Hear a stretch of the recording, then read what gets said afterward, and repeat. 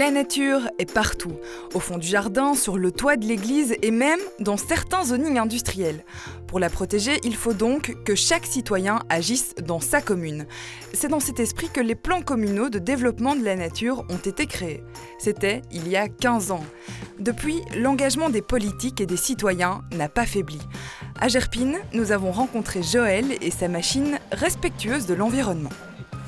Donc ici nous sommes sur les Ravels et ce matin de 9h à midi et demi même, nous avons planté avec 17 Gerpinois cette haie qui fait 700 plants.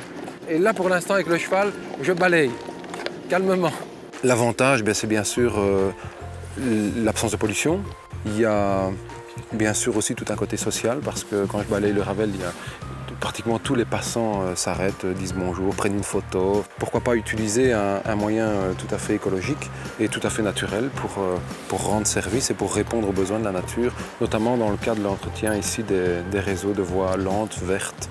Mais l'ILEN ne se charge pas uniquement des voiries. Avec son aide, les membres du PCDN sauvegardent un étang.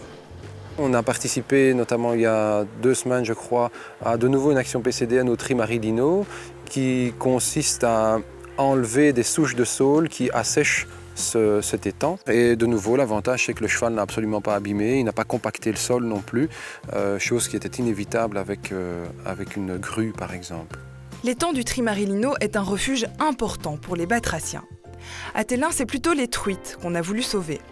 Pour permettre les mouvements saisonniers de ces poissons, il a d'abord fallu reconnecter les différentes parties du ruisseau. Donc nous nous sommes attelés à remettre le ruisseau d'Ouéty dans son ancien lit en creusant un chenal de raccordement vers le lit ancien. Grâce à ça, nous contournons un obstacle infranchissable, une chute d'1,50 m du chenal en béton.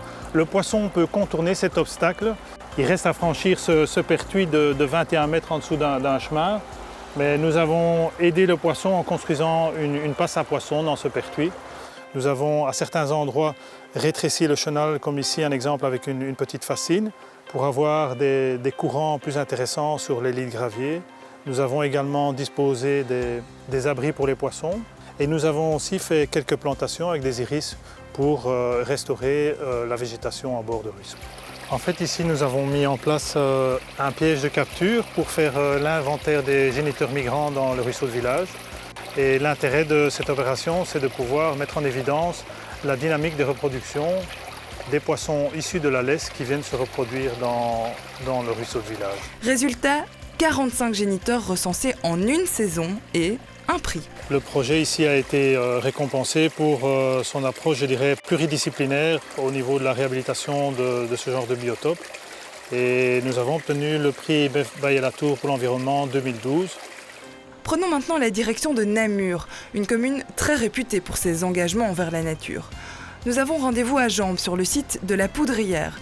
Comme son nom l'indique, ce petit paradis n'a pas toujours été une zone d'intérêt biologique. On a constaté qu'il y avait un intérêt majeur pour ce site et donc on a confirmé par d'autres études l'intérêt de la faune et la flore présente ici.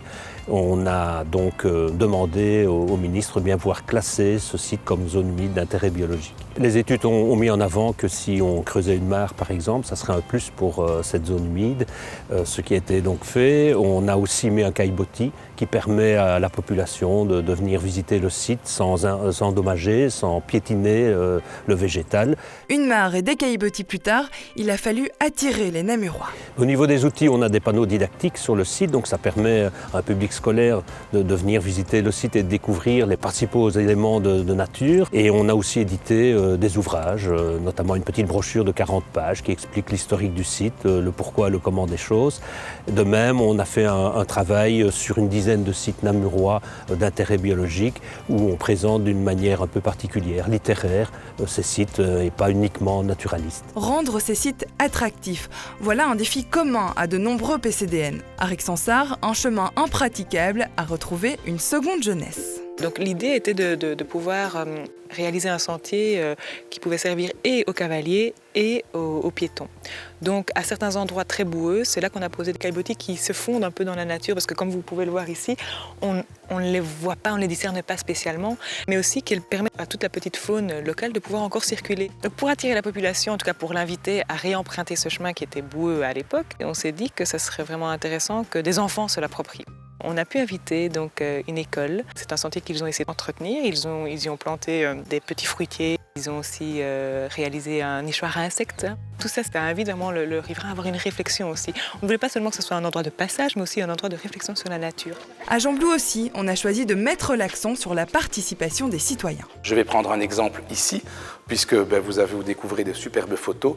Voilà, il y a cette volonté de montrer ce travail, cette volonté de sensibiliser le public au trésor qu'est notre biodiversité. Cette exposition n'est pas la seule initiative pour valoriser les arbres remarquables. Une série de balades sont d'ailleurs proposées avec des guides réalisés par des bénévoles également. Je pense qu'on protège ce qu'on aime et on aime ce qu'on connaît bien. Et donc c'est vraiment un élément aussi fondamental de ce PCDN. Mais est-ce uniquement par amour de la nature que ces centaines de citoyens s'investissent ?